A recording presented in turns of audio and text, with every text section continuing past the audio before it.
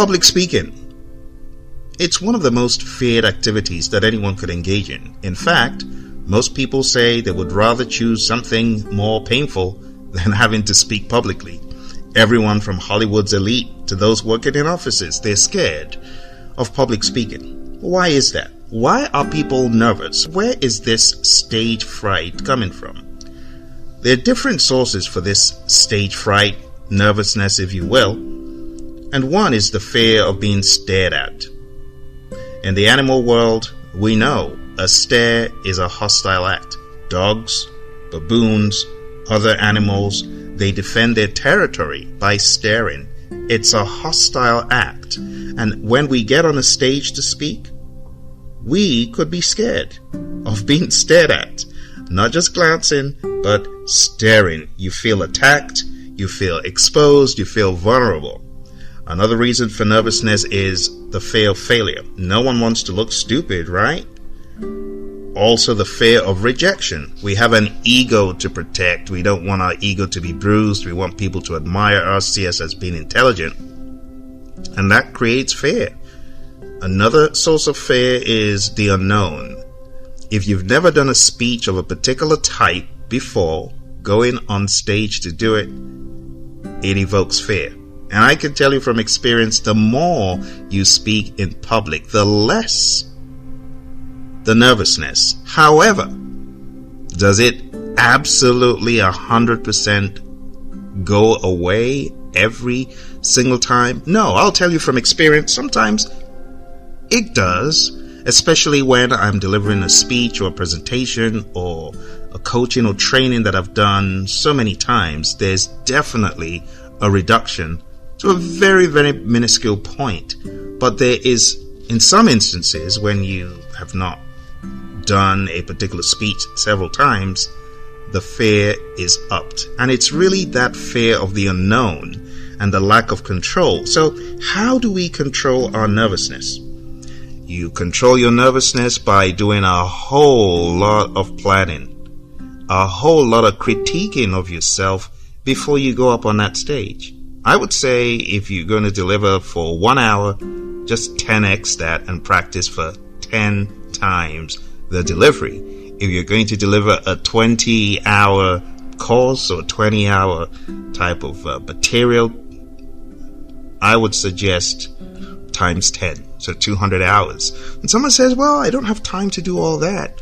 Well, you have to go through the planning process to deliver your speech very, very carefully. And what planning means is you're going to spend time, first of all, choosing the right stuff to talk about. So choose a topic that you know a whole lot about.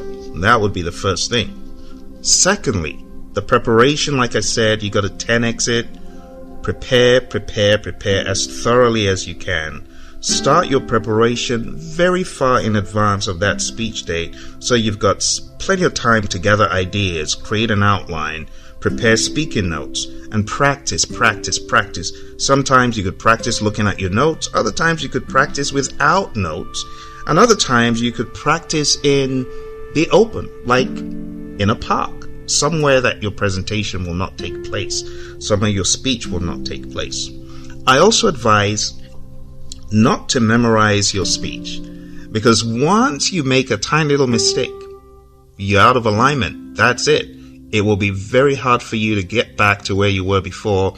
You'll be so derailed, you will not be able to jump back on the horse. Instead, practice your speech at different points. Practice it from the middle, practice it from the bottom up, practice it from the top down, practice it from 3/4 way in, 1/4 way in, and do it on and on, right? So why else shouldn't we memorize? Well, if you memorize, you're going to sound mechanical, you're going to sound like a robot, and you're just going to sound dull and boring. So you got to be comfortable in being dynamic. In other words, if there's an opportunity in your speech to bring in some content from somewhere else to buttress a point or to elevate the quality of the speech, you should be in enough control to do that, and it comes from a lot of practice. Now, for those new to it, it's not something you want to do at first. midway introducing a concept, a story, an idea that you never did.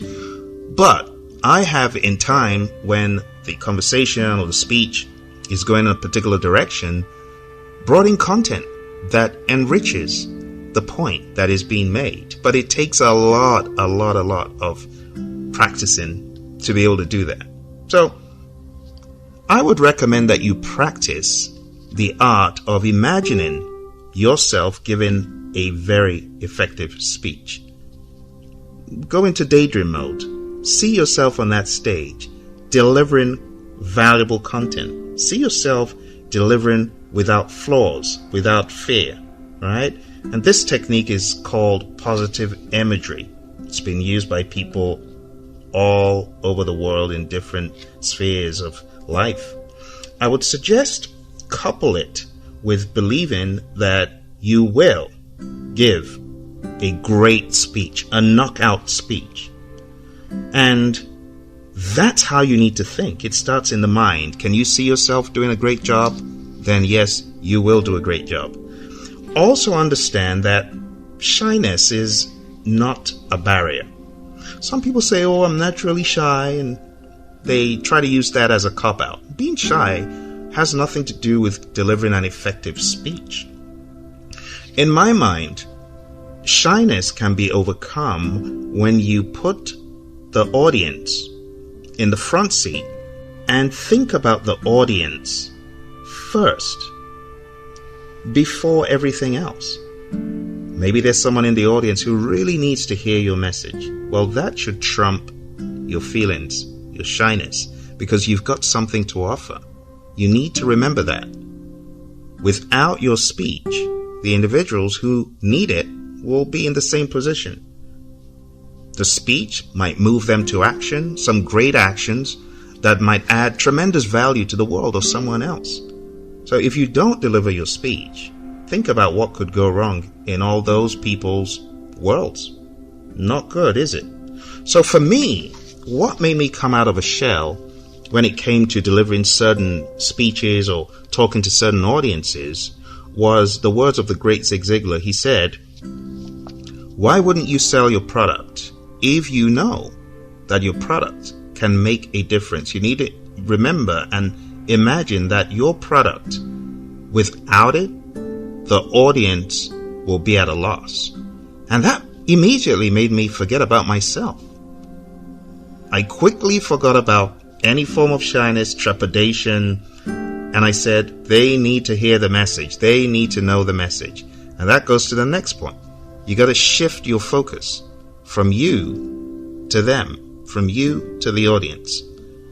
Before speeches, some speakers allow anxiety to just become a cloud, like a mushroom, because of excessive preoccupation with themselves. But instead of focusing on you, as the great Zig Ziglar said in that instance I just mentioned, focus on the audience. Instead of you thinking about your feelings, shift to them. All right? Think about the value you can offer them. And that will not only liberate you from the grip of anxiety, but it will also empower you to connect with your audience. Something else great speakers do is they plan visual aids.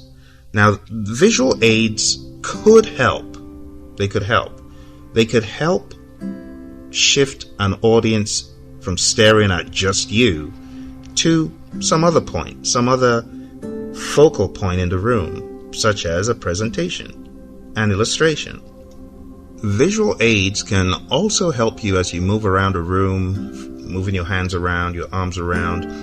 It enables you get into the groove without all the stares being on just you. It allows you some element of freedom. Now, you got to be careful when you use visual aids that they are not so text heavy.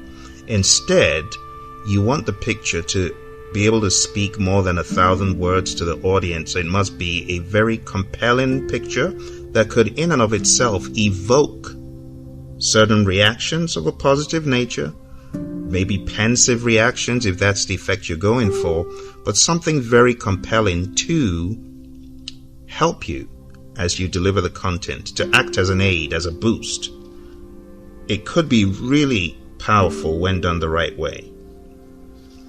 Also, when you are about to make a speech, make arrangements for the technicalities. Personally, when I'm going to a place to speak, I try to show up a day or two before the actual speech. Worst case scenario, hours before, and I ensure that the visual aids are working, the microphones are working. If there's a cordless mic, it's working. I test my lapel mic to make sure it's working and do all that, because nothing is worse than showing up to speak and the equipment doesn't work. It's real huge turn off for the audience. So you want to think about that. And the more comfortable you are with the technical infrastructure, the greater the ease of delivery. I found that to be the case.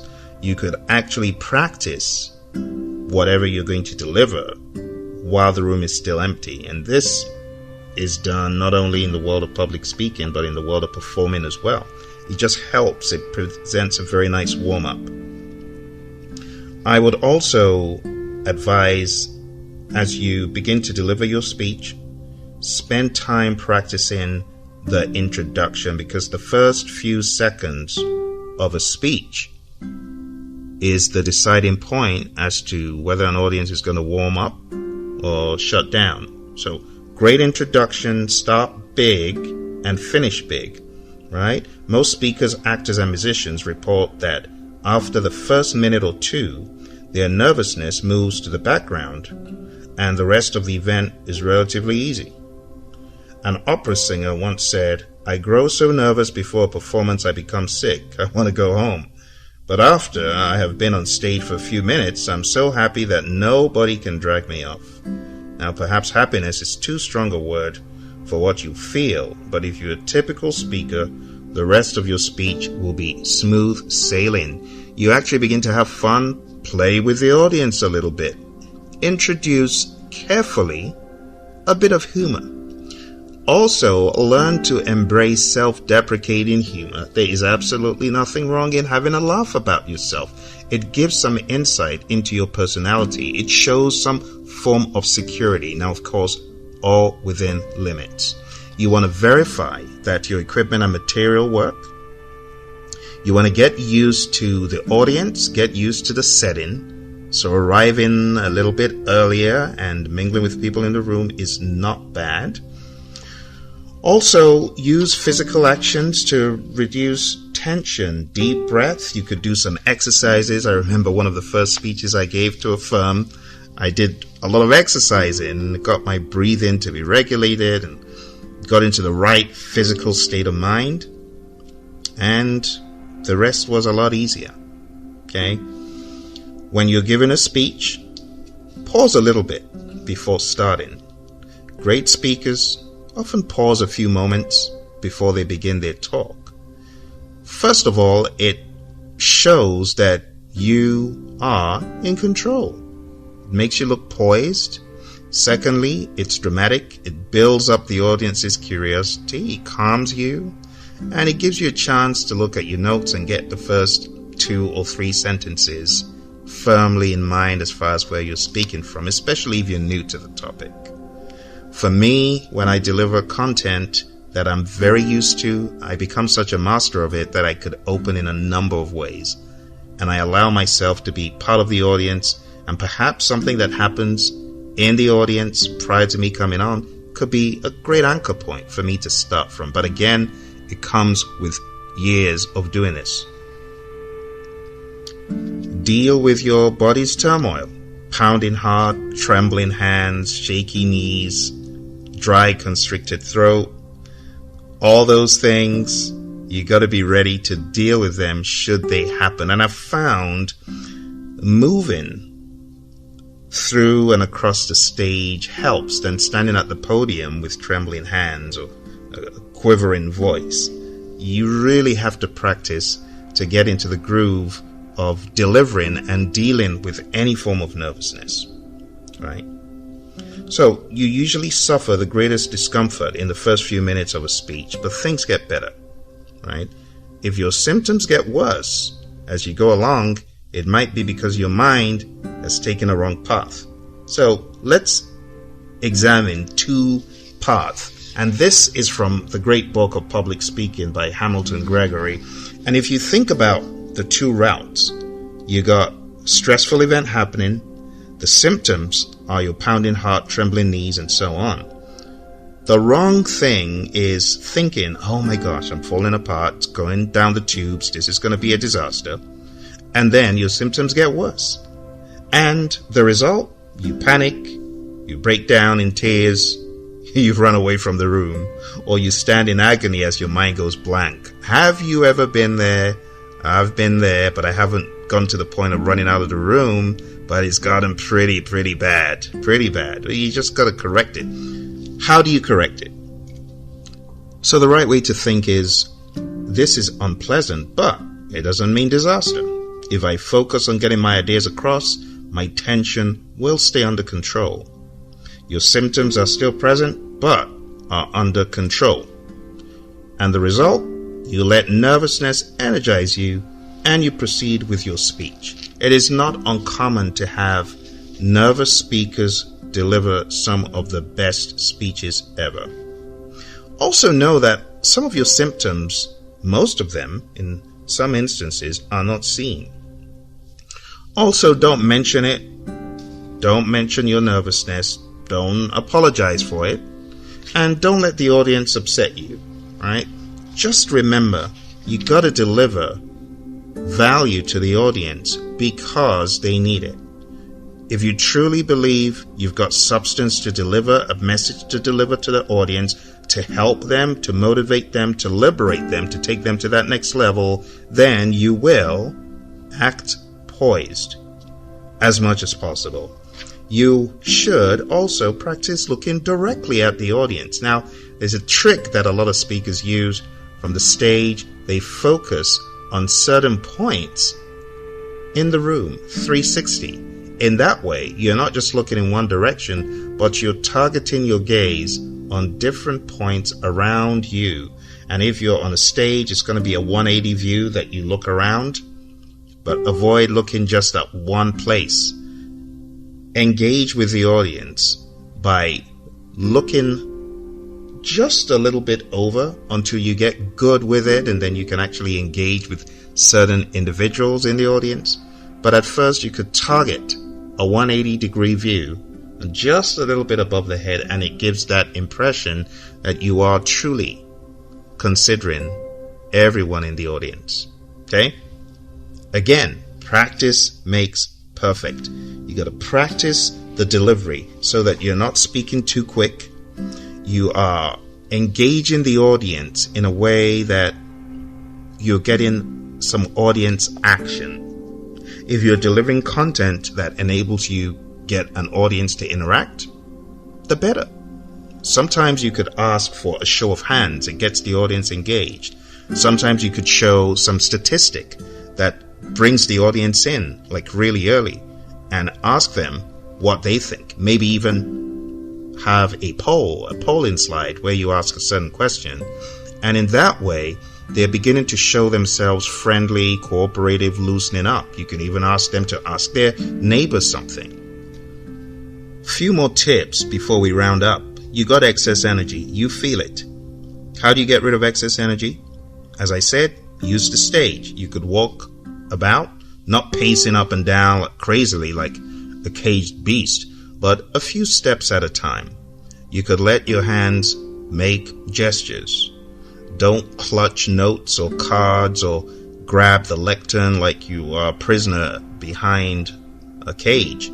Instead, release tension through graceful movements, and in addition to reducing tension, gestures, sweeping gestures within reason, they make you a more exciting and interesting speaker. Not mechanical, not robotic, but graceful gestures. Waving arms, sweeping arms, opening arms, they all make you a more engaging speaker. To close, you should accept some elements of imperfection. Not every single sentence is going to come out without stuttering, without slipping up on a word, and you should own that and feel comfortable with it.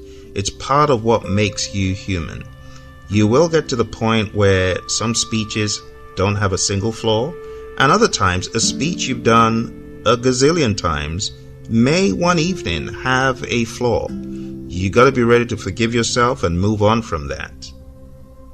Okay? I hope you found these tips to be very helpful. In my becoming a public speaker, my first impression of myself was, no, I do not buy this. You need to do better, Phil. And practice I did. You can learn to connect. My mentor, John Maxwell, wrote the book, Everyone Communicates, Few Connect. And I just want to pull this from my library and give you a few ideas about how to effectively connect.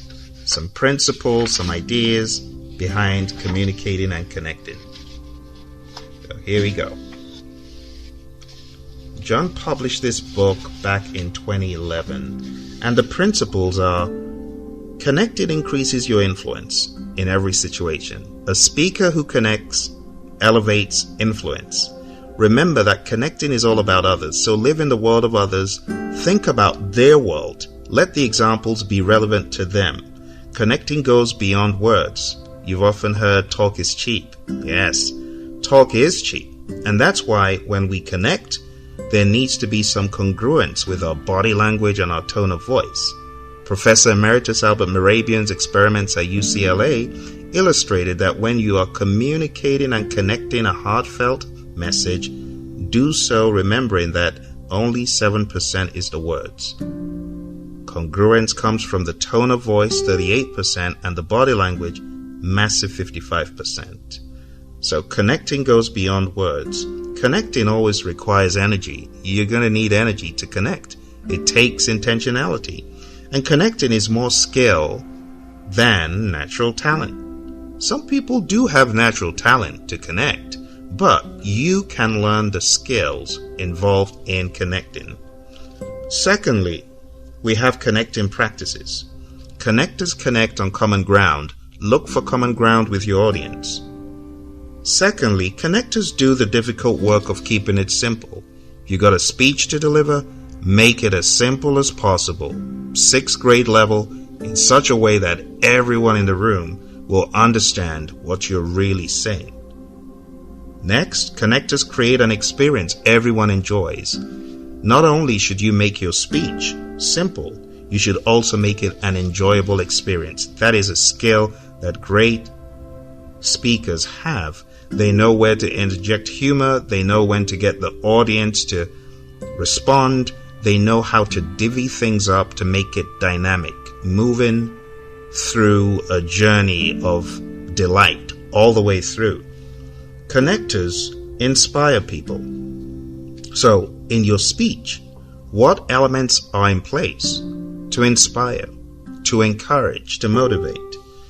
And lastly, connectors live what they communicate. Connectors have been down the path and they really have something to say that anchors back to their real lives. The great words of my mentor, my coach, John C. Maxwell, who has been massively instrumental to both me and the Project Leadership Institute, which I lead, to help us in our leadership journey. So a massive shout out to John again. That book is Everyone Communicates, Few Connect, one of John's many, many books. I hope you found this to be helpful. I wish you all the best in your public speaking. You got any comments or questions? Don't hesitate to drop me a line. Take care. Bye for now.